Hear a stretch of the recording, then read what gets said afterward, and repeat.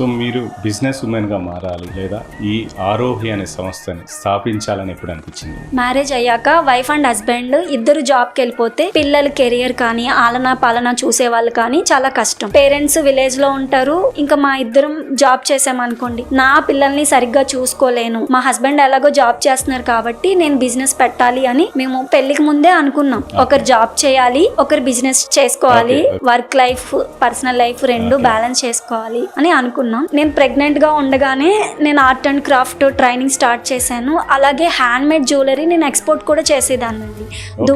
Dubai and US, London, UK ఇలా నేను art and craft hand made jewellery export చేశాను. అలాగే 560 మందికి నేను ట్రైనింగ్స్ ఇచ్చాను ఆర్ట్ అండ్ క్రాఫ్ట్ లో ప్రెగ్నెన్సీ జర్నీలో. ఓకే ఓకే కాదు